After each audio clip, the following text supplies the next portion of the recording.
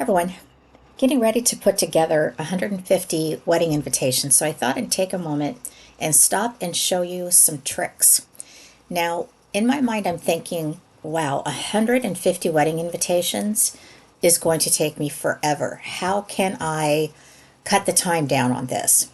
As far as creating them, it's not a big deal. Once they're print and cut and everything's cut out, it's gonna be really quick. But the cutting out part is the one that I was like, oh my gosh, it's gonna take me forever. So what I did was I have a Cricut Joy and I have a Maker 3 and I have Explorer Air 2. So I went ahead and opened up the all three machines. So I opened up three of the Cricut Design Space. So I have the Maker 3, which I'm going to be doing, oops, sorry about that. I'm going to be doing the print and cut for the invitation. I opened up the Explorer, and I'm going to be doing the print and cut for the RSVPs. And then I went and opened up the Joy, and this is going to cut out the faux wood paper, which I'll show you what it is at the craft table. I literally had all three machines working at the same time. It took me still about 4 or 5 hours, but heck, it's nothing like it would be if I just had one machine. So let's go back to the original that shows everything. So it'll be parchment paper for the RSVP, and one of these will go on a 110-pound cardstock one side, and the other one will go on the other side. And then as far as the invitation goes, this is, I believe it's an edge to edge. Let's see if that'll show me. It's not going to show me. I think it's edge to edge, this image right here. And it was this beautiful flourish design, but they weren't fond of that. So I'm going to go ahead and stay clicked on that, and we're going to hide that. So this invitation is made out of parchment paper as well, and it's going to go on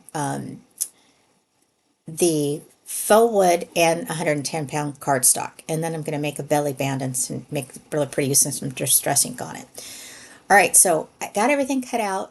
The gist of this video was to show you that you can, even if it's not the same project, you can use 2 machines or 3 machines, or I guess if you have 4. Anyway, it gives you an option, so it's super cool. All right, so let's go over to the craft table, and we're going to go ahead and get to start. I'm going to go ahead and close out the Explorer one to show you that my stuff is going to still be there. I'm going to close out the Joy, and then we're right here. All right, so, gosh, didn't know why that happened, but let's say goodbye, and we'll go to the craft table.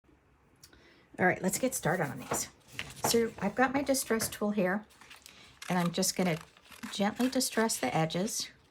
Parchment paper is more fragile than cardstock.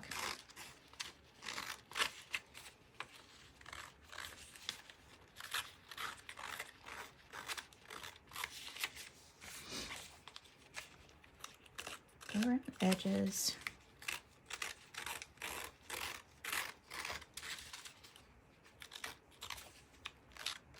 And we're there. All right, so they wanted to have it like a burnt look. So I showed them a couple different examples. I tried the black soot. It was too dark for them, so they went with this walnut stain. And what I did also was I did one as an example, and then we just tweaked it as we went along, and this was what they came up with for their final decision.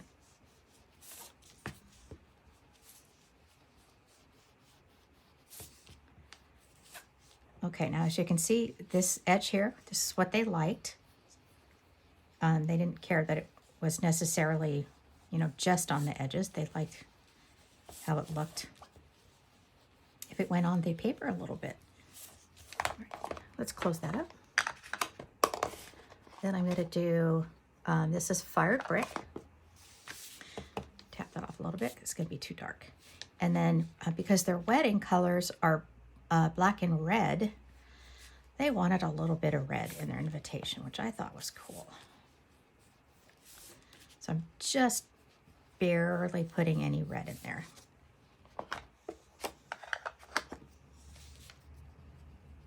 We had a lot of fun designing this together. These guys are super cool.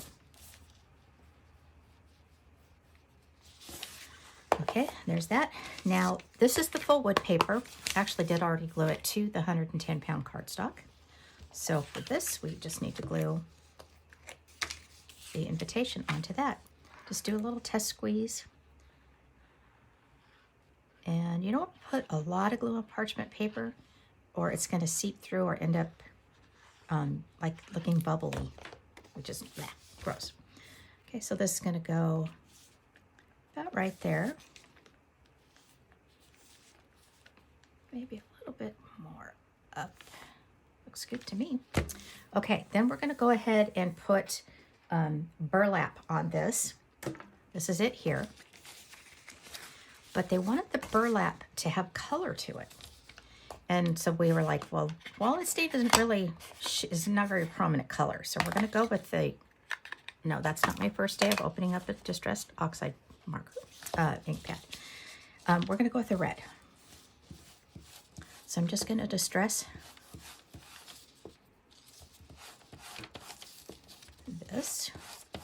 This was bought off Amazon. If I remember, I will put the link below.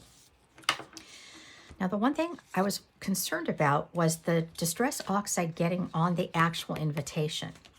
So I took a piece of paper, cardstock, and just to be frugal with my paper, I used the leftover paper from all the 110s that I cut out, 110 pound, using short language here, the 110s. Excuse me. I'm going to go ahead and put a strip of this small, actually, excuse me, wow. Score tape, there.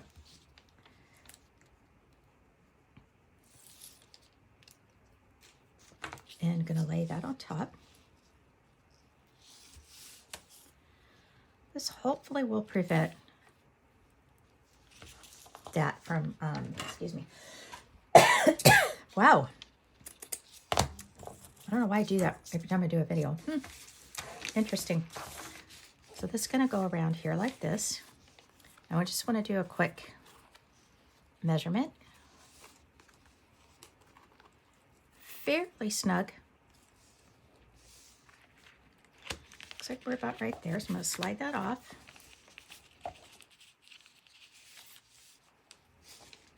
I didn't get ink on that. Nope, did not. And I bought these black staples. So I'm going to go ahead and staple this. Now it's not going to be straight, but I'm going to get it there as best I can.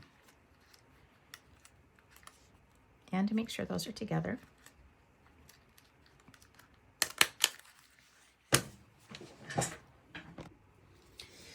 Okay, I had to pause there for a minute because I was actually coughing. I slide this on. Better bend it in a little bit. Oh yeah, that's perfect. They were really excited about the belly band. Oh, we never seen anything like that, but there's a reason for it, just not for looks. All right, so then we're gonna go ahead and take some twine. And I'm gonna start at the front and bring this around.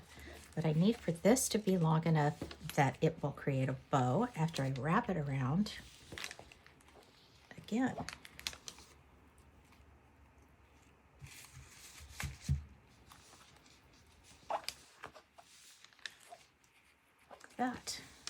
that will be good. I'm going to trim the little tails after I tie the bow.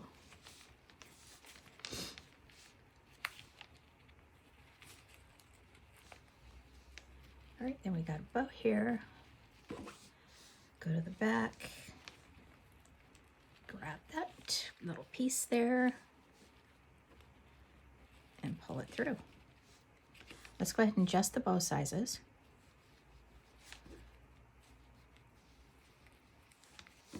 Nice. And I'm going to go about right there. So they also wanted a tag on the back.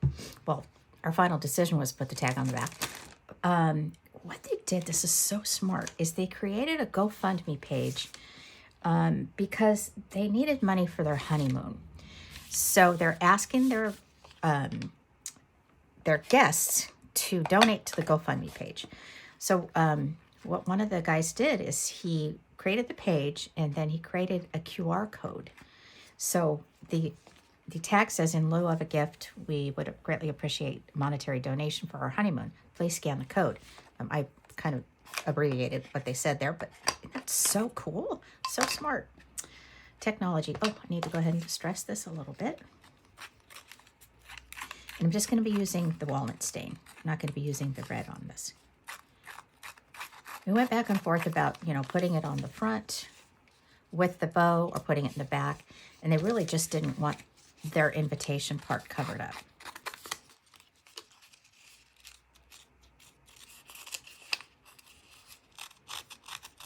So we put it on the back. Oh, it's up on the back. Okay, like I said, just brown and a tiny bit. I do really like these blending brushes.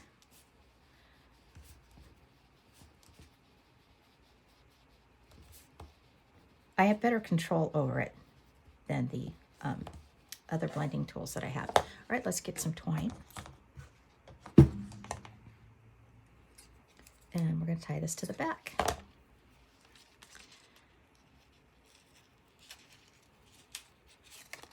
Come on, twine. Don't separate on me now. Let's go ahead and tie the knot. Pun intended. Flip it around the back. Let's move this so I don't get any ink on this. Put this through the belly band in the back and tie another knot.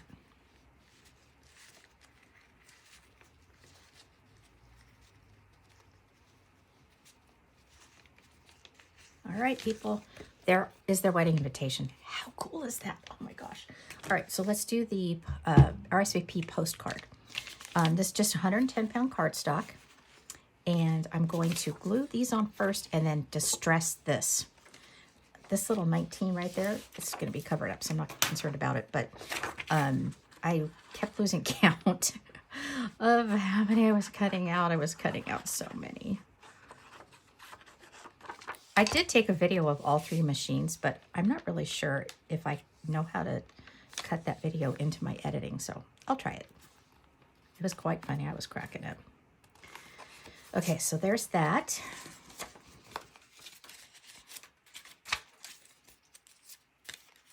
Okay, I got to cover up their address. I didn't realize I grabbed one that wasn't covered up. They asked for their address to be covered up. All right, so this is their RSVP. And that's going to go on the back. Get it on those edges. Flip it around.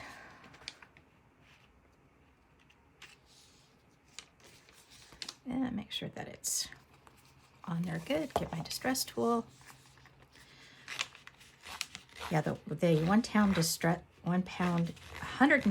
distress card stock is much easier to distress. I'm not too freaking out about this too much.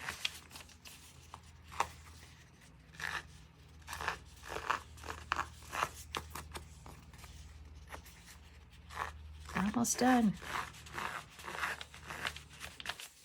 Okay, so I'm just going to do, yeah, I'll do brown and red on this one. So I'm going to bring it in here. Distress it about like this.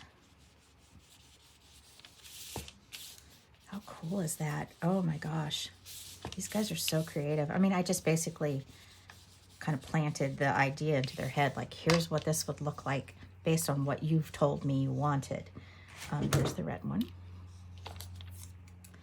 I'm hurrying, so I don't want to take up too much of your time. That's what I'm doing here.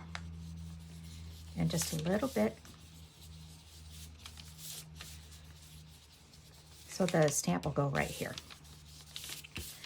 So they also asked me if I would make custom envelopes.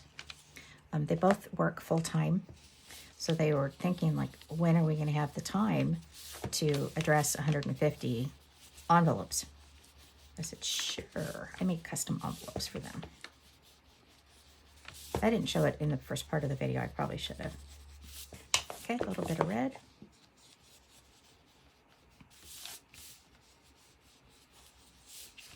And my friends, we are done. Voila. All right, so this will go in the envelope along with this. It's got the QR code on the back, and they are all set. Thank you so much, everybody, for hanging in there, watching me, and hopefully I inspired you. If somebody asks you to do something like this, go for it. If you need any help, I'm here for you. Have a great day.